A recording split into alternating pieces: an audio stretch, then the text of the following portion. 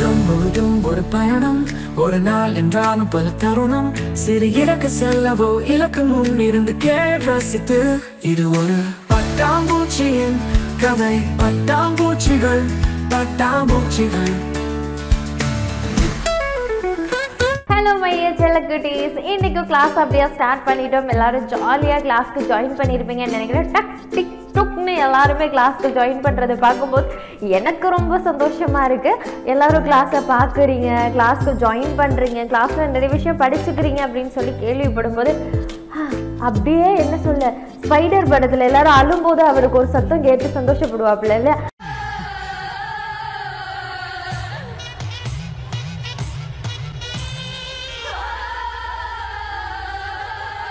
அதுலேயே எனக்கு நீங்களும் சந்தோஷமாக கிளாஸ்க்கு ஜாயின் ஆகும்போது எனக்கு அந்த ஃபீல் இருக்குது. சரி, ஓகே, நம்ம கொஞ்சம் சரி ஆஃபிஷியலாக பேசணும், கொஞ்சம் சரி கிளாஸ்க்கு ஏற்ற மாதிரி பேசணுங்கிறது நம்ம மைண்ட் செட் எனக்கு புரிஞ்சிச்சு. இன்றைக்கி அப்படியே கிளாஸே ஸ்டார்ட் பண்ணிட்டோம் இல்லையா? என்ன விஷயம் பேச போகிறோம் அப்படின்னு சொல்லி பார்க்கும்போது கெட்டப் வச்சு ஏதாவது லாயர்லாம் இல்லை, அவசரப்படக்கூடாது. லாயர்லாம் நான் இங்கே ட்ரை பண்ணல. இன்றைக்கி நம்ம கொஞ்சம் இந்த பிளாக் அண்ட் ஒயிட், அப்படியே ஒயிட் அண்ட் பிளாக் அப்படியே கொஞ்சம் பார்க்கும்போது ஏதாச்சும் டிஃப்ரெண்ட் தெரியுதா? நம்ம இன்றைக்கி எனிமல் பற்றி பேச போகிறோம். அப்படியே ஜூக்குள்ளே போயிட்டு எனிமல் என்னென்ன மாதிரி விஷயங்கள் இருக்குது, அது உடல் பருவம், சிறப்பம்சம், என்ன ஸ்பெசிஃபிக்கான விஷயம், இந்த அனிமல் ஏன் இவ்வளோ கொண்டாடுறாங்க, ஏன் இது இவ்வளோ தூரத்துக்கு பேசப்படுது அப்படிங்கிற நிறைய விஷயம் பேச போகிறோம். ஸோ வாரங்கள் தோறும் கிளாஸஸ் டிஃப்ரெண்ட் சப்ஜெக்ட் வைஸ் போய்கிட்டு இருக்கு இல்லையா? ஸோ இன்னைக்கு நம்ம அனிமல் பிளானட் பற்றி பேச போகிறோம். அப்படியே ஜூக்குள்ளே போயிட்டு இந்த மாதிரி அனிமல் வாழுது, என்னென்ன விஷயங்கள் இருக்குது அப்படின்னு ஒரு குட்டி ரிசர்ச்குள்ளேயும் போய் அது அனிமல் பற்றி கம்ப்ளீட்டாக பார்க்க போகிறோம் அப்படின்னு தான் சொல்லணும். ஏன்னு சொன்னால் நம்ம ஒரு விஷயத்தை ஆரம்பத்துலேருந்து தெரிஞ்சுக்கும் போது தான் நமக்கு கம்ப்ளீட்டாக அதுக்கான பூரணத்துவம் கிடைக்கும். என்றைக்குமே ஒரு புக் ரீட் பண்ணும்போது சொல்கிற ஒரு விஷயம் தான், ஆரம்பத்தில் அந்த புக் ஃபர்ஸ்ட் பேஜ்லேருந்து லாஸ்ட் பேஜ் வரைக்கும் கம்ப்ளீட்டாக பாருங்கள். அப்போ தான் அந்த புக்கில் எல்லாமே புரிஞ்சுக்க முடியும். சில பேர் புக்கு எழுதும் போது ஃபர்ஸ்ட் அந்த பிரிண்ட் பண்ணது எங்கன்னு எழுதியிருப்பாங்க, அதுக்கப்புறம் அந்த வாழ்த்துறைகள் எழுதியிருப்பாங்க, சிறப்புரைகள் எழுதியிருப்பாங்க, இந்த மாதிரி நிறைய விஷயங்கள் இருக்கும். இதெல்லாம் நம்ம ரீட் பண்ணுவோமா புக்கில்? இல்லை. ஏன்னு சொன்னால் அதெல்லாம் எதுக்கு? நமக்கு தேவையானது ஸ்டோரி தானே. நமக்கு தேவையானது ஃபர்ஸ்ட் பேஜில் எந்த கதைக்களத்தில் இருக்கோ அதிலிருந்து தானே நம்ம பேசணும், வாசிக்கணும் அப்படிங்கிற ஒன்று மைண்டில் இருக்கும். ஆனால் புக் ரீட் பண்ணும்போது என்றைக்குமே புக்கில் ஃபர்ஸ்ட் கவர் பேஜில் இருந்து லாஸ்ட் கவர் பேஜ் வரைக்கும் ரீட் பண்ணுங்கன்னு சொல்கிறது எதுக்காகன்னு சொன்னால் அப்போ தான் நமக்கு அந்த புக்கில் கம்ப்ளீட்டான ஒரு விஷயம் எடுத்துக்கொள்ளையும் முடியும். அப்போ தான் நம்ம ஏதோ ஒரு விஷயத்தை முழுசாக படிச்சுட்டோங்கிற ஒரு அறிவு நமக்கு கிடைக்கும் அப்படின்னே சொல்லுவாங்க. அதனால சொல்லக்குட்டீஸ், நம்ம இன்னைக்கு கிளாஸ்க்குள்ளே போவோம். இன்னைக்கு கிளாஸ்க்குள்ளே நம்ம யாரை கூட்டிகிட்டு போகிறோம், நம்ம எங்கே போகிறோங்கிறத போய் பார்ப்போம். செல்லக்குட்டீஸ், நம்ம யாரை பற்றி பேச போகிறோம் அப்படின்னு பார்த்தீங்கன்னா எல்லாருக்கும் ஃபேவரேட்டான ஒருத்தர்.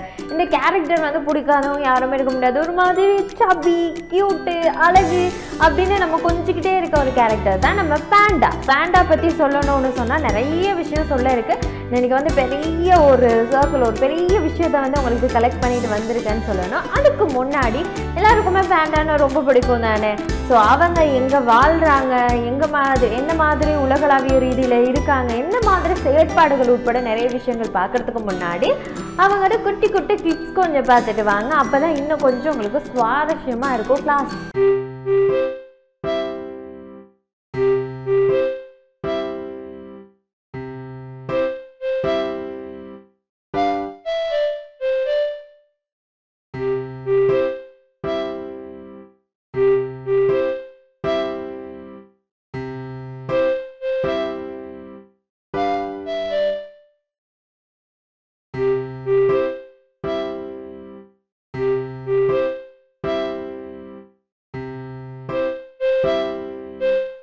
குட்டீஸ், வாங்க நம்ம இன்னைக்கு சைனாக்குள்ளே போகிறோம். சைனாக்குள்ளே போயிட்டு என்ன டீச்சர் பண்ண போகிறீங்க தானே? சைனாக்குள்ளே பேண்டா பற்றி பேச போகிறோம். சைனாக்குள்ளே பேண்டாவோட வேர்ல்டு அப்படின்னு சொல்கிறாங்க. சைனான்னு சொன்னால் மக்களுக்கு எப்படி பிடிச்ச ஒரு இடமோ அதையும் தாண்டி ஒரு ஸ்பெசிஃபிக்கான விஷயம் அப்படின்னு சொன்னால் பேண்டாட வேர்ல்ட் சைனா தான். நம்ம வந்து ஒவ்வொரு விலங்குகள் பற்றி பேசும்போது அவங்களோட வேர்ல்டு எங்கன்னு சொல்கிறோம். ஸோ பேண்டாவுக்கு இதுதான் வேர்ல்ட். நம்ம வந்து அப்படியே போவோம், சைனாக்குள்ளே என்ன மாதிரி இருக்குது, என்ன மாதிரி விஷயங்கள் நடக்குது அப்படிங்கிறத பார்த்துக்கிட்டே போவோம். அதோடு நம்ம பேண்டாஸ் எப்படி இருக்காங்க, அவங்கள பற்றி என்னென்ன விஷயங்கள் தெரிஞ்சுக்க முடியுங்கிறதையும் பார்ப்போம். ஓகேவா? ஓகே, நம்ம வந்து வந்துட்டோம், பேண்டா வேர்ல்டுக்குள்ளே தான் இருக்கோம். ஸோ பேண்டா அப்படின்னு சொல்லும்போது பிரதானமான 3 இடங்களில் தான், சைனாலேயும் 3 காடுகளில் தான் வாழ்கிறாங்க. அதுக்கு முன்னாடி அவங்களே அதை பற்றி சொன்னால் எப்படி இருக்கும், அவங்ககிட்டே ஒருத்தர் தெரிஞ்சிட்டு இருக்கானே, ஏ தம்பி நில்லுடா, இவர்கிட்டே கேட்டுருவோம். நம்ம வந்து என்ன மாதிரி அவங்கள பற்றி அவங்களே சொல்கிறது தானே நல்லா இருக்கும். தன் பெருமை தானே சொல்லிக்கொள்வதை விட வேறொருவர் சொல்வதில் அரிதுண்டோ அப்படி.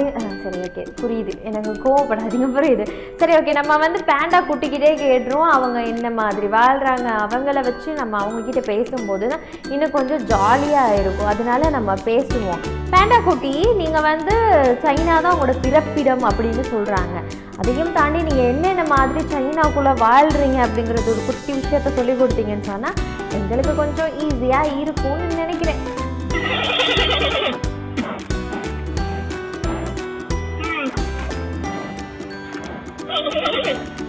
அப்படி என்ன சொன்னார் அப்படின்னு புரிஞ்சிச்சா? அவங்க வந்து மோஸ்ட் பேசுகிற கூட்டம் இல்லை, நம்ம அவரையும் இன்றைக்கி வச்சு பேச வச்சு தான் நம்ம போகிறோம். சரி, கிளாஸ்க்குள்ளே ஜாலியாக போவோம். அவர் என்ன சொன்னார்னு பார்த்தீங்கன்னா, அவங்க வந்து சைனாலையும் பிரதானமாக 3 இடத்துல தான் வருவாங்களாம்.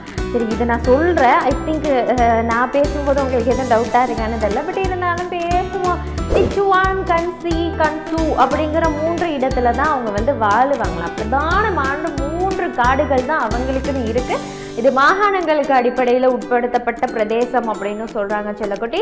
இந்த 3 இடத்துல தான் இந்த பேண்டா குட்டீஸ் வந்து அதிகமாக வாழ்வாங்களாம். அதுலேயும் இந்த சிச்சுவானில் வந்து 70% பேண்டாக்கள் வந்து வாழ்கிறாங்களாம். அவங்களுக்குன்னு ஏற்ற ஒரு இடம், இந்த 3 இடத்துலையுமே ஸ்பெசிஃபிக்காக முக்கியமான ஒரு இடம், அவங்க அதிகளவு வாழ்கிற இடங்கள்னு சொன்னால் இந்த சிச்சுவான் தானா. இந்த சிச்சுவான் சொல்கிறது ஒரு பெரிய உயர்ந்த மலைத்தொடரும் கூட, காடு பகுதியும் கூட, சரியா? அதனை அடுத்தபடியே பேசும்போது இந்த சன்சி இருக்கு இல்லையா, இந்த சன்சி வந்து 1300 தொடக்கம் 3000 மீட்டர் வரையான உசரமான மலைத்தொடராம். இந்த மலைத்தொடர் பகுதிக்குள்ளேயும் வந்து நம்ம பேண்டாக்கள் அதிகளவு உயிர் வாழ்கிறாங்கன்னா அவங்களுக்கு ரொம்ப பிடிச்ச இடம் அப்படின்னு சொல்கிறதோட இது வந்து ஒரு விதமான குளிர் நிறைந்த காட்டு பகுதியாக, அதிகளவு பாம்புகள் வாழ்கிற ஒரு காட்டு பகுதி அப்படின்னு சொல்கிறாங்க. ஏன் பாம்பை வந்து நீங்கள் ஹைலைட் பண்ணுறீங்கன்னு தானே கேட்குறீங்க, சொல்லித்தானே, வெயிட் பண்ணுங்கள், ஒரு சுவாரஸ்யமான விஷயம் இருக்குது. அதை அடுத்து கன்சு அப்படிங்கும்போது கொஞ்சம் குறைவான பேண்டாக்கள் தான் வாழ்கிறாங்க. ஏன்னு சொன்னால் இந்த பகுதி வந்து கொஞ்சம் மக்களோட தொடர்பு பட்ட இடமாக இருக்கிறனால, மக்கள் வாழ்கிறதுக்கு கொஞ்சம் இடப்பெயர்ச்சிக்கு கொஞ்சம் இடம்பட்ட காரணத்தினால இந்த கன்சூவில் வந்து பேண்டாக்கள் வாழ்கிறது ரொம்ப கம்மியாக இருக்கும். அதை தான் அவர் சொல்கிறாரு, வாழ்கிறதுக்கு இடம் இல்லை ப்ரோ அப்படிங்கிற மாதிரி சொல்கிறாரு. நீங்கள் கவலைப்படாதீங்க ப்ரோ, அதுக்கெல்லாம் என்ன, உங்களுக்குன்னு தான் சிச்சுவான புதுசாக வச்சுருக்கீங்கல்ல, அதுக்கப்புறம் என்ன அப்படின்னு சொல்லி நான் கேட்டுட்டு வந்தேன். சரி, ஓகே, நீங்கள் இவ்வளோ தான் பேசுவீங்களா, இவ்வளோ விஷயத்த தான் இப்போ சைனான்னு சொல்லும்போது இதெல்லாம் சொல்லிட்டீங்க, மிச்சம் நீங்கள் எப்படியான வாழ்க்கை வாழ்கிறீங்க அப்படிங்கிறத பற்றி நீங்கள் எங்கள்கிட்ட சொன்னீங்கன்னு சொன்னால் தொடர்ந்து நம்ம பேசுகிறதுக்கும் எங்கள் ஸ்டூடெண்ட்டுக்கும் கொஞ்சம் யூஸ்ஃபுல்லாக இருக்கும். பேண்டா குட்டி, நீங்கள் ரொம்ப அழகாக இருக்கீங்க, எனக்கு உங்களை பார்க்கும்போது சரி, ஓகே. பாண்டா அப்படின்னு சொல்லும்போது இவ்வளோ அழகாக இருக்கீங்க தானே. எனக்கு மோஸ்ட் ஃபேவரட் கலர் வந்து பிளாக்கா, நீங்களும் பிளாக்கும் ஒயிட்டும் கலந்த மாதிரி இருக்கீங்களா, பட் வரீங்களே நானும் உங்களுக்கு மேட்சிங்காக எனக்கு ட்ரெஸ் பண்ணிடுங்க. சரி, கிளாஸில் இருக்கோம்ல, மறந்துட்டேன் செல்லக்குட்டீஸ், நீங்கள் கிளாஸில் இருக்கிறதையும் நான் மறந்துட்டு பாண்டோன்னு எனக்கு ரொம்ப பிடிக்குமா, அதனால நான் அதை கொஞ்சம் வேலையில் இருந்துட்டேன். சரி, ஓகே, நம்ம வந்து கிளாஸ்க்குள்ளே தொடர்ந்து போவோம். பாண்டா குட்டி, மைய செல்லக்குட்டி, ஸ்டூடெண்ட்ஸ் டோன்ட் கெட் ஆங்க்ரி, சரியா? நம்ம வந்து உங்களை பற்றி பேசும்போது உங்களை என்ன மாதிரி பெயர் சொல்லுவாங்க, நீங்கள் வந்து ஏன் இந்த மாதிரி நிறம் இருக்கீங்க, எல்லாருமே இந்த மாதிரி தான் இருப்பீங்களா, எல்லாருமே ஒயிட் அண்ட் பிளாக்ல தான் இருப்பீங்களா, நீங்கள் வந்து என்ன மாதிரி குடும்பத்தை சேர்ந்தவங்க, அதை பற்றி கொஞ்சம் சொன்னால் நல்லா இருக்கும்ல.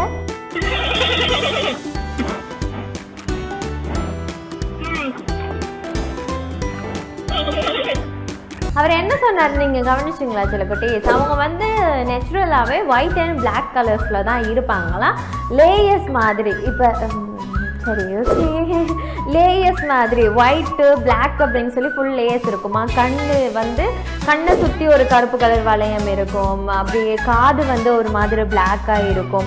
அவங்களுக்கு குட்டியோண்டு வால் இருக்கான். இது 10 to 15 மீட்டர் வரைக்கும் தான் இருக்குமா, குட்டி சென்டிமீட்டர் வரைக்கும் தான் இருக்குமா. ரொம்ப சின்னதான ஒரு வால் அப்படின்னு சொல்கிறாங்க. அதுக்கப்புறம் இவங்க உயரம் அப்படின்னு போகும்போது 1.2 to 1.9 மீட்டர்ஸ் உயரம் தான் இருப்பாங்களா. இவங்க உடல் எடை 70 to 160 கிலோகிராம் உடல் எடையை இவங்க கொண்டு இருப்பாங்களா. அதுவும் இல்லாமல் இவங்க பேண்டாவில் இன்னொரு விஷயம் என்னன்னு சொன்னால், இந்த பேண்டா குட்டிஸ் இருக்குல்ல, அந்த பேண்டா அப்பாமார் வளர்க்கவே மாட்டாங்களாம், அம்மாமார் தான் வளர்ப்பாங்களாம். பேண்டா இப்போ சேர்ந்து இந்த பேண்டா குட்டிஸ் பிறக்குது இல்லையா, பிறந்ததுக்கு அப்புறம் அப்பா பேண்டாவை வளர்க்கவே மாட்டாராம். என்னதான் தான் பிள்ளையா இருந்தாலும் அவர் வளர்க்கவே மாட்டாராம். ஆனால் பேண்டா அம்மா இருக்காங்களா, அம்மான்னு சொல்லும்போது அவங்கள தாண்டி உலகம் நமக்கு யாருக்குமே இருக்க முடியாது. ஸோ அம்மா தான் அந்த பேண்டா குட்டிக்கு எல்லாம் பண்ணி சின்ன வயசுலேருந்து வளர்த்து அப்படியே ஜாலியாக பத்திரமா கவனமாக ஒரு வயசு வரைக்கும் வளர்த்து விடுவாங்களா. வளர்ந்ததுக்கப்புறம் அதுகளோட செயற்பாடுகளை நோக்கி, அதுக வாழ்க்கையை நோக்கி, அதுக குடும்பத்தை நோக்கி போயிருங்களாம். ஓகேவா? இதுதான் பேண்டாட உடல் எடை மற்றும் அவங்க உருவங்களின் தோற்றம், அவங்க பற்றின குட்டி சிம்பிளான ஒரு விஷயம்.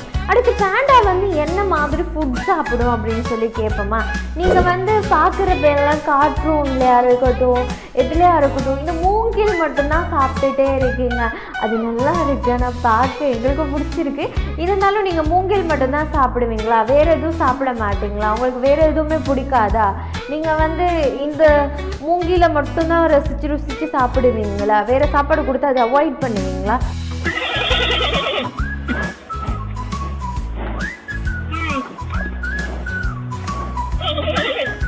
அவர் பேம்பூ சாப்பிடுவாரா? பேம்பூ மற்றும் பல வகைகள் தானிய வகைகள் தான் சாப்பிடுவாங்களாம். ஆனால் பேண்டா கிட்ட என்ன தெரியுமா ஒரு விஷயம், அவங்க வெஜிடேரியனா. நான் நான்வெஜ் ஆச்சு. சரி ஓகே, நம்ம நான்வெஜ் சாப்பிட்றதுல இன்ட்ரெஸ்ட்டு. ஆனால் அவங்க ஃபுல் அண்ட் ஃபுல் வெஜிடேரியனா.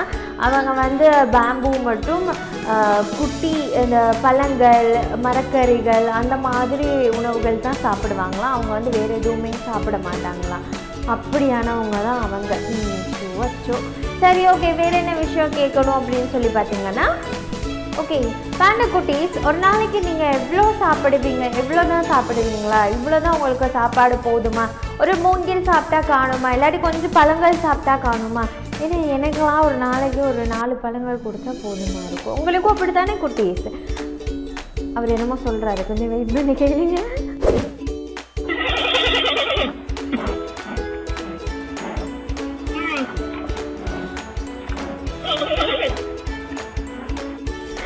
சரி ஓகே, அவர் திட்டுறாரு, உங்கள் மாதிரிலாம் எங்களுக்கு சாப்பிட முடியாது ப்ரோ, என்ன ப்ரோ சொல்கிறீங்க அப்படிங்கிற மாதிரி. அவங்க ஒரு நாளைக்கு சுமார் 18 to 38 கிலோ வரைக்கும் சாப்பிடுவாங்களாம்.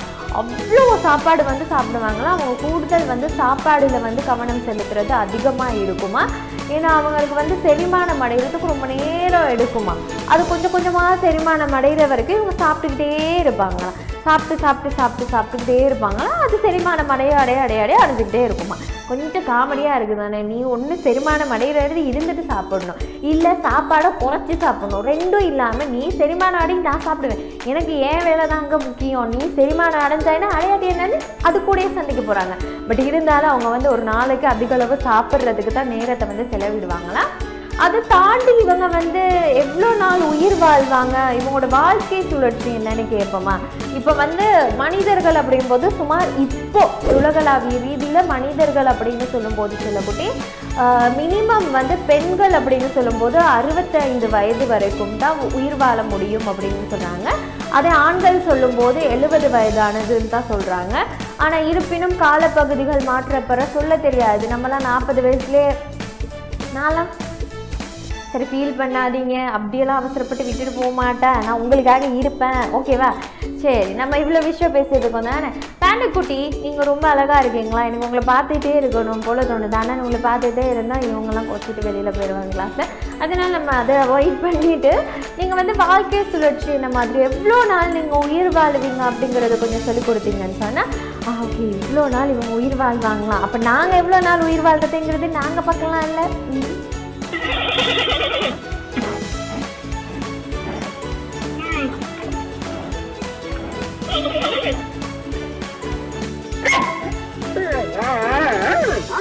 அவர் என்ன சொன்னாருன்னு கேட்டிங்களா? அவங்க வந்து பொதுவாகவே காட்டு சூழலில் வந்து 20 வருஷம் வாழுவாங்களாம்.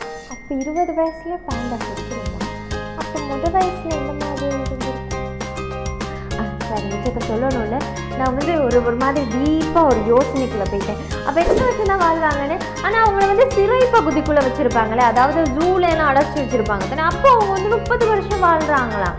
ஆனால் காட்டு பகுதிக்குள்ளே வந்து அவங்க 20 வருஷம் தான் வாழ்கிறாங்களா? ஏன்னா இருக்கும், அவங்க சுதந்திரமாக இருப்பாங்க, அவங்களுக்குன்னு எல்லாமே பண்ணிக்கலாம். அப்படி இருந்து 20 வருஷம் தான் வாழ்கிறாங்க. ஆனால் காட்டுக்குள்ளே, அதாவது ஒரு சிறை பகுதிக்குள்ளே அடைக்கப்பட்டு அவங்கள வந்து ஜூக்குள்ளே எல்லாரும் பார்க்குற மாதிரி இப்படியெல்லாம் வச்சு வளர்க்கும் போது 30 வருஷம் வாழ்கிறாங்களாம்.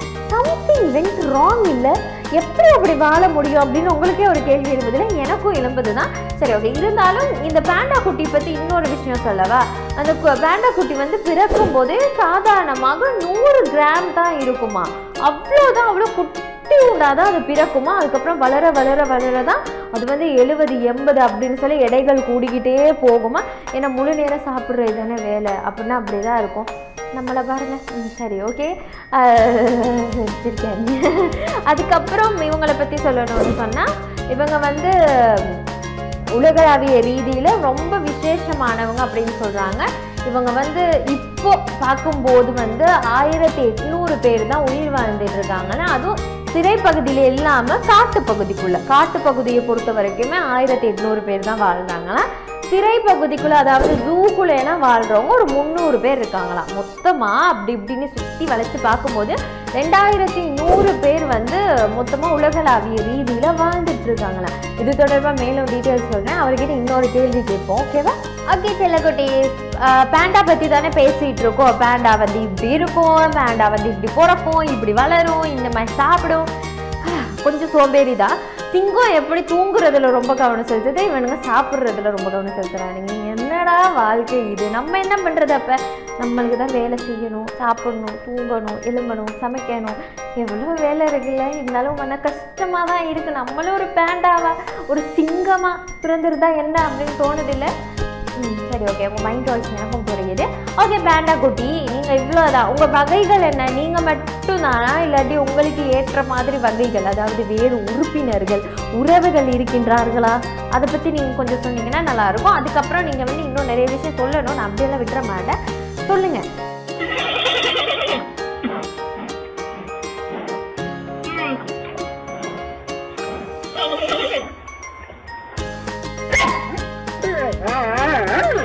சரி, ஓகே. அவர் என்ன சொன்னார்னு கவனிச்சிங்களா? அவங்க வந்து 2 வகை சேர்ந்தவங்க தானே. ஒன்லி டூ அப்படின்னு சொன்னால், ஒன்று வந்து பெரிய பேண்டாவும், இன்னும் வந்து சிவப்பு பேண்டா அப்படின்னு சொல்கிறாங்க. இந்த பெரிய பேண்டா தான் நம்ம சொன்ன சிச்சுவான், கன்சு அந்த இடத்துலலாம் வந்து இந்த பெரிய பேண்டா தான் வாழ்கிறாங்களாம். இந்த சின்ன பேண்டா, அதாவது சிவப்பு பேண்டாவும் வாழ்கிறாங்க. ஆனால் அவங்க உலகளாவிய ரீதியை பொறுத்த வரைக்கும் நிறைய பேர் இருக்காங்க, பெரிய கூட்டம்லாம் இல்லை. அவங்க வந்து ஒரு சிறிய பரப்பு கொண்ட சிறிய ஒரு கூட்டம் தான் இந்த சிவப்பு பேண்டா அப்படின்னு சொல்கிறாங்க. இந்த பேண்டா ரெண்டுக்கும் என்ன டிஃபரெண்ட் அப்படின்னு சொல்லி பார்த்தீங்கன்னா, இந்த பெரிய பேண்டா இருக்காங்க இல்லையா, அவங்க வந்து முழுசாக வெள்ளையும் கருப்பும் மட்டும்தான் கலந்த நிறம். வந்து அவங்க 2 பேருக்கும் பெரிய ஸ்பெசிஃபிக்கான டிஃப்ரெண்ட் எதுவுமே இல்லை. அவங்க வந்து கலர்ஸில் மட்டும்தான் குட்டி ஒரு சேஞ்சஸ் இருக்குது. அவங்க வந்து முழுசாக வெள்ளையும் கருப்பும் மட்டும் கலந்தவங்க தானே இந்த பெரிய பேண்டான்னு சொல்கிறவங்க. அதே வந்து சிவப்பு பேண்டான்னு சொல்கிறவங்க வந்து லைட்டாக பழுத்த நிறமும் சற்று செம்மஞ்சள் நிறமும் கருப்பும் வெள்ளையும் கலந்த நிறத்தில் இருப்பாங்களாம். இந்த கருப்புக்கு பதிலாக தான் ஒரு மாதிரி பழுத்த நிறம், அதாவது சாம்பல் நிறம் அப்படின்னு சொல்லலாம். ஒரு வகையான சாம்பல் நிறம் கலந்து லைட்டாக அங்கன ஷேடோ பண்ணுற மாதிரி ஒரு செம்மஞ்சள் நிறம் வந்து லைட்டாக இருக்குமா. அது முழுமையாக பார்க்குறதுக்கு பேண்டா கிட்ட போய் நீங்கள் சர்ச் பண்ணி தான் பார்க்கணும். ஆனால் அப்படி முடியாது.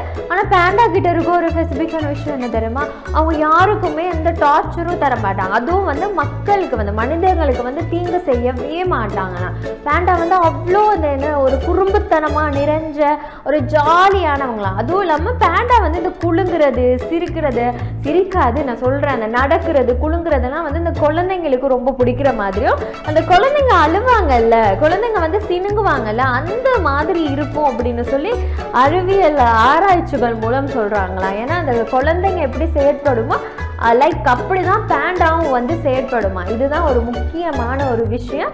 அதுக்கப்புறம் பேண்டாவோட சிறப்பம்சங்கள் என்ன அப்படின்னு சொல்லி பார்த்தீங்கன்னா செல்லக்குட்டி, சைனாவுக்கு பேர் போன ஒரு விஷயம்னு சொன்னால் நம்ம பேண்டா தான். ஆனால் சைனாவின் தேசிய விலங்கான்னு கேட்டிங்கன்னா இல்லை, இது வந்து பேர் போன ஒரு விலங்காக இருக்கிறதாலும் ஒரு பக்கத்தில் வந்து தேசிய சின்னத்தில் அடையாளப்படுத்தப்பட்டு இருக்கான். ஏன்னு சொன்னால் பேண்டாவுக்காக இது பேண்டா வந்து பாதுகாக்கிறதுக்கான என்ன விஷயங்கள் செய்யலாமோ அது எல்லாமே இங்கே செய்கிறாங்களாம். இதுதான் பேண்டா பற்றின அவர் சொன்ன விஷயங்கள். அதை தாண்டி பேண்டா பற்றி நான் வேறு விஷயங்கள் சொல்லித்தரவா? அவருக்கு வந்து இப்போ சரி கொஞ்சம் இடம் விடுவோம், பாவம் இல்லை பையன் ரொம்ப நேரமாக பேசிக்கிட்டு இருக்கு, சாப்பிடணும்னு வேற சண்டை போட்டுட்டு இருக்கு, சாப்பிட விட மாட்டேங்கிறேன்னு, நீங்கள் போய் சாப்பிடுங்கடி தங்கம், நான் மிச்சத்தை பேசிக்கிறேன். ஓகே பேண்டா குட்டி, நீங்கள் சாப்பிட்றது பார்க்கும்போது எனக்கும் நல்லா அழகாக இருக்குது, பார்க்க ஆசையாக இருக்குது. உங்களுக்கு பிடிச்சிருக்குதானே குட்டீஸ்? நான் அப்பப்போ பாருங்கள் குட்டி குட்டி கிட்ஸ்லாம் கொடுத்துருந்தேன், பேண்டா இந்த மாதிரி நடக்கும் உட்காரும் சாப்பிடும் அப்படின்னு பார்க்கும்போது ஆசையாக இருக்குல்ல. உங்களுக்கு ஒரு விஷயம் தெரியுமா, பேண்டா வந்து யாருக்குமே டிஸ்டர்ப் பண்ணாத ஒரு மாதிரி அமைதியான சோம்பேறியான ஒரு விலங்கா. அதை தான் இவ்வளோ தூரம் பெருமை பாராட்டி சொல்ல வந்தீங்களா அப்படின்னு சொல்லி அவர் என்னை பார்த்து முறைக்கிறாரு. இருந்தாலும் பரவாயில்ல. நான் சொல்ல வந்தது என்னன்னு சொன்னால், இவங்க வந்து பெருசாக வேலை செஞ்சு கஷ்டப்பட்டு அங்கே ஓடுறது இங்கே ஓடுறது கஷ்டப்படுறது அப்படியெல்லாம் பண்ணிகிட்டே இருக்க மாட்டாங்களா. ஒரு மாதிரி அமைதியான சோம்பேறியான ஒரு விலங்குன்னு சொன்னால் பேண்டா அப்படின்னு தான் சொல்லுவாங்களா. அதுதான் வந்து WWF அப்படிங்கிற அமைப்புனால வந்து அதிகளவு பேசக்கூடிய ஒரு விலங்காக இருக்குது. ஏன்னு சொன்னால் இந்த தேசிய சின்னம் மரியாதைக்குரிய சின்னம் அப்படின்னு நான் ஒரு விஷயம் சொன்னேன் இல்லையா, அது வந்து சைனாவில் அவங்களோட தேசிய சின்னத்தில் வந்து முக்கிய இடத்தை வந்து இந்த பேண்டாக்கு கொடுத்துருக்காங்கன்னு சொன்னால், உலகளாவிய ரீதியில் பார்க்கும்போது 1800 பேண்டாக்கள் வந்து சைனாவில் இருக்க ஒரே காரணத்துக்காக கொடுத்ததோட அதை வந்து டிஃப்ரெண்ட்டான ஷேடோவில் எல்லாருமே பார்க்கணும், அதுவும் ஒரு மாதிரியான விலங்கு தான், அது வந்து எந்த அசைவுகளுக்கு பெருசாக செல்வாக்கு செலுத்தாட்டியும் அதுகள் ஒரு மாதிரி பாதுகாக்கப்பட வேண்டிய விலங்குகள்னு சொன்னாங்க. ஆனால் உலகளாவிய ரீதியில் இப்போ பேண்டா வந்து ரொம்ப அழிஞ்சுக்கிட்டே வருதான். மொத்தமாகவே 2100 பேண்டா தான் இருக்கும். ரொம்ப கவலையாக இருக்குல்ல. நம்மெல்லாம் போனதுக்கப்புறம் அதுக்கப்புறம் பேண்டா இருக்குமானே தெரியலை. சரி ஓகே, அதுக்கப்புறம் என்ன சொல்ல வந்தேன்னு சொன்னால், இந்த பேண்டா பற்றி இவ்வளோ விஷயம் சொன்னேன் இல்லையா. ஸோ என்ன மாதிரி கார்ட்டூன் பார்த்துருக்கீங்க, இந்த கார்ட்டூன்லாம் என்ன விஷயம் கற்றுக்கிட்டீங்க அப்படின்னு தான் கேட்க வந்தேன். நான் வந்து மோஸ்ட் ஃபேவரேட்டாக பார்த்த கார்ட்டூன்னு சொன்னால் இந்த குங்ஃபு பேண்டா கார்ட்டூன் தான். அது ரொம்ப நல்ல ஜாலியாக இருக்கும். இந்த குங்ஃபு பேண்டா கார்ட்டூன் பற்றி சொன்னேன் இல்லையா, இந்த கார்ட்டூன் வந்து எல்லாருக்குமே ரொம்ப பிடிச்சது வந்து இந்த பேண்டாவை ஒரு டிஃப்ரெண்ட்டான ஷேடோவில் காட்டியிருப்பாங்க. பேண்டா வந்து நான் எப்படின்னு சொன்னேன், ரொம்ப அமைதியானது, அந்த செஞ்சு வேலை பார்த்து யாரையும் கஷ்டப்படுத்தி துன்புறுத்தி நானும் ஹீரோவாகுவேங்கிற மாதிரியான செயற்படாத ஒரு கேரக்டர் தான். ஆனால் குங்ஃபு பேண்டா கார்ட்டூனில் அப்படியே டிஃப்ரெண்ட்டாக காட்டியிருப்பாங்க. அவர் தான் அங்கே ஹீரோங்க. ஹீரோன்னு சொன்னால் எப்படி இருக்கணும், கொஞ்சம் மாசா கெத்தா ஃபைட் பண்ணி ஹீரோ எல்லாரையும் காப்பாற்றி உலகத்தையே தன்னை காப்பாற்றுற ஒருத்தராக தானே இருக்கணும். அதே வந்து ஒரு ஃபேண்டாவுக்கு காட்டுனா எப்படி இருக்கும், அச்சோ இவரை தூங்குறது சாப்பிட்றதுன்னு மட்டும் தானே இருப்பார், இவர் ஹீரோவான என்ன அப்படிங்கிறத வந்து எக்ஸ்பெக்ட் பண்ணாத மூமெண்ட்டில் எக்ஸ்பெக்ட் பண்ணாத ஒரு டைமில் வந்து ஹீரோவாக ஆகுவார். அதுதான் நம்ம பேண்டா அப்படின்னு சொல்லணும். அவருக்கு பேர் வந்து அதில் போ அப்படின்னு சொல்லி தான் வரும். அது போ அப்படி வச்சுக்கோங்க, எப்படினாலும் ஓகே தான், நீங்கள் சொல்கிற மாதிரி சொல்லிக்கிட்டீங்கன்னா சரிதான். அவரை வந்து ஃபர்ஸ்ட் வந்து அவர் வந்து ரொம்ப சாப்பிட்றது சமைக்கிறது இதுலலாம் இன்ட்ரெஸ்டான ஒரு பர்சன். அந்த நூடுல்ஸு அந்த மூங்கில் அது இதுன்னு ஒரு வகையான சாப்பாடுகள் சமைக்கிறதுல தான் அவர் வந்து இன்ட்ரெஸ்டாகவே இருப்பார். பட் அவருக்குள்ளேயும் பல கலைகள் இருக்குது, திறன்கள் இருக்குது அப்படிங்கிற மாதிரி வெளியே கொண்டு வந்து அவரை வந்து ஒரு ஹீரோவாக காமிச்சிருப்பாங்க. உடல் அளவில் பார்க்கும்போது அவர் கொஞ்சம் நார்மலான ஒரு பர்சனாக இருந்தாலும் எதுவுமே செஞ்சு வேலை செய்கிற ஒரு இட்டராக இல்லாட்டியும் ஹார்ட்டில் ஒரு ஸ்ட்ராங்கான பர்சன் அப்படிங்கிறத காட்டியிருப்பாங்க. அது மாத்திரம் இல்லாமல் அவர் வந்து அன்எக்ஸ்பெக்டாக ஒரு ஹீரோவாக ஆகுறத வந்து காட்டியிருப்பாங்க. அவர் எவ்வளோ அவரை க்ரோத் பண்ணியிருக்காரு அப்படிங்கிற நிறைய விஷயத்த வந்து இன்க்ளூட் பண்ணி தான் காட்டியிருப்பாங்க. நம்ம வந்து ஒருத்தவங்களை ஒரு விஷயம் சொல்லித்தரேன், கடுகு சிறிதானாலும் காரம் பெரிது அப்படின்னு ஒரு விஷயம் சொல்லுவாங்க இல்லையா. அதனால நம்ம எந்த ஒரு விஷயத்தையும் பார்த்து நீங்கள் வந்து இவ்வளோதான் அவ்வளோதான் அப்படிங்கிறத வந்து நம்ம கணிக்கவே கூடாது. ஏன்னா ஒரு சிலருக்கு வந்து அமைதியாக சைலண்ட்டாக இருக்காங்கிறதுக்காக அவங்களுக்கு எதுவுமே தெரியாமல் இல்லை, அதிகமாக பேசுகிறாங்க அப்படின்னு சொல்லி அவங்களுக்கு எல்லாம் தெரிஞ்சிருக்குன்னு அர்த்தம் இல்லை, சரியா? அதனால நீங்கள் இந்த ஒரு விஷயத்த மைண்டில் வச்சுக்கோங்க செல்லக்குட்டி. யாரையுமே பார்த்து உனக்கு இவ்வளோதான் வரும், உன்னால் இவ்வளோதான் செய்ய முடியும், நீ வேஸ்ட் அப்படிங்கிற ஒரு வார்த்தை யூஸ் பண்ணுறதுக்கு யாருக்குமே ரைட்ஸ் இல்லை, டிசர்வும் இல்லை. ஏன்னு சொன்னால் அவங்களுக்கு தான் தெரியும் அவங்களுக்குள்ள என்ன டேலண்ட் இருக்குது அப்படிங்கிறது. ஆகவே செல்லக்குட்டீஸ் இந்த ஒரு விஷயத்தை மைண்டில் வச்சுக்கோங்க. இந்த கார்ட்டூன் மூலமாக நீங்கள் படிச்சுக்கொள்ள வேண்டிய விஷயம் என்ன அப்படின்னு பார்த்தீங்கன்னா, யாரையுமே பார்த்து நீங்கள் வந்து இப்போ வந்து அது வந்து ஃபேட்டாக எப்படி இருக்கும், ரொம்ப ஃபேட்டாக இருக்கும், அதனால யாருமே சொல்ல முடியாது அவங்களால எதையுமே செய்ய முடியாது, அவங்களாம் ஹீரோ ஆகுவாங்களா அப்படிங்கிற மாதிரிலாம் நம்மளால யோசிக்கவே முடியாது. ஏன்னு சொன்னால் அவங்களுக்கு இருக்க டேலண்ட் அவங்கவுங்க ஒரு சில இடத்துல காட்டும் போது தான் மற்றவங்க வாய் மூடி நிற்கிற அளவுக்கு செயல்படும். செல்லக்குட்டீஸ் உங்களை பார்த்து யாராச்சும் சொல்கிறாங்கன்னா உன்னால் இது முடியலை அது முடியலை அப்படின்னு சொன்னால் என்னால் முடியும்டா அப்படின்னு சொல்லி நீங்கள் பண்ணி காட்டுறீங்கன்னா அங்கே தான் நீங்கள் மாஸ் கெத்து. யாருமே உன்னால் இது முடியாது, நீ வந்து இதுக்கு தான் இருக்க, உனக்கெல்லாம் இது ஏழுமா அப்படின்னு கேட்டாங்கன்னா நீங்கள் சொல்லுங்கள் என்னால் இது முடியும், எனக்கு வந்து இவ்வளோ டேலண்ட் இருக்குது, இதை நான் காட்ட வேண்டிய இடத்துல காட்டுவேன் அப்படிங்கிறத காட்டி செயல்பட்டுட்டே போங்க. இந்த கார்ட்டூன் மூலமாக நீங்கள் இந்த ஒரு விஷயத்தை கற்றுக்கலாம் செல்லக்குட்டீஸ். ஓகேவா? நம்ம வந்து இப்போ கிளாஸை முடிக்க போகிறோம். ஓகே மை டியர் செல்லக்குட்டீஸ், கிளாஸ் பிடிச்சிருந்துச்சா? எனக்கு வந்து ஜாலியாக போயிருந்தீங்களா? இப்போ வந்து நம்ம ஒருத்தர் வந்து ரிக்வெஸ்ட் பண்ணி பண்ணி பண்ணி பண்ணி பேண்டா பற்றி சொல்லுங்க, பேண்டா பற்றி வேணும் அப்படின்னு கேட்ட ஒரு காரணத்துக்காக பேண்டா பற்றி முழுசாக பேசியிருந்தேன். ஸோ வருகின்ற வாரங்களில் இன்னும் கிளாஸஸ் போவோம். அப்படியே நம்ம ட்ரீம் பற்றி பேசிக்கிட்டு இருக்கோம், ஹிஸ்ட்ரி பற்றி பேசிக்கிட்டு இருக்கோம், நம்ம ஃபெஸ்டிவல்ஸ் பற்றி பேசிக்கிட்டு இருக்கோம், நிறைய விஷயம் கற்றுக்குறோம் இல்லையா? ஸோ இந்த வீக்லேயும் நீங்கள் மோஸ்ட் டிஃப்ரெண்ட்டான உங்களுக்கு பிடிச்ச ஜாலியான ஒரு கேரக்டர் பற்றி கற்றுக்கிட்டு இருந்திருப்பீங்கன்னு நினைக்கிறேன். அவங்க என்ன மாதிரி வாழ்கிறாங்க, என்ன மாதிரி செயற்படுறாங்க, அவங்களுக்குள்ளான உலகம் எப்படி, அந்த உலகத்துக்குள்ளே நம்ம ட்ராவல் பண்ண என்ன மாதிரி விஷயங்கள் கற்றுக்கலாம் அப்படின்னு நிறைய விஷயம் வந்து உங்களுக்கு லைன் அப் பண்ணி நான் சொல்லி கொடுத்துருப்பேன்னு நினைக்கிறேன். ஸோ நீங்களும் கிளாஸ் என்ஜாய் பண்ணிங்களா? முடிஞ்ச அளவு கெட்டப்லாம் சேஞ்ச் பண்ணி வாரேன் குட்டீஸ். அதனாலே நீங்கள் கிளாஸ் வந்து கம்ப்ளீட்டாக பாருங்கள். பாவம் இல்லை நானும் நீங்கள் நிறைய விஷயம் கற்றுக்கணுங்கிறதுக்காக பெரிய ஒரு ரிசர்ச்குள்ளே தான் நீங்கள் யோசிக்கக்கூடாது. இவ்வளோ சொல்கிறீங்களே இதெல்லாம் நீங்கள் வந்து உண்மையாக தேடி தான் சொல்லுங்களான்னு உங்களுக்காக ரொம்ப கஷ்டப்பட்டு ஒவ்வொரு பக்கங்களில் இதெல்லாம் கேட்டு தெரிஞ்சுக்கிட்டு இது இப்படியா அப்படின்னு சொல்லி தேடி தேடி தான் கொண்டு வந்து தந்துட்டுருக்கேன். அதனால நீங்கள் முழுசாக வந்து இந்த விஷயத்த மைண்டில் ஏற்றுக்கோங்க குட்டீஸ். நான் வருகின்ற வாரங்களில் இன்னும் நிறைய விஷயம் சொல்லி தரேன். கிளாஸ் இன்னைக்கு நம்ம முடிக்க போகிறோம். எல்லாருமே பேண்டாவை பார்த்து என்ஜாய் பண்ணுங்கள். நம்ம இன்னொரு வாரத்தில் இன்னொரு குட்டி செல்லக்குட்டியை கூட்டிகிட்டு வருவோம் அப்படின்னு சொல்லிட்டு இன்றைக்கி கிளாஸில் இருந்து போவோம். சரி, ஓகே, எல்லாரும் கவனமாயிருங்க. God bless you, take care, bye. உலகம் முழுதும் ஒரு பயணம், ஒரு நாள் என்றாலும் பல தருணம், சிறு இலக்கு செல்லவோ இலக்கு முன் இருந்து ரசித்து. இது ஒரு பட்டாம்பூச்சியின் கதை, பட்டாம்பூச்சிகள்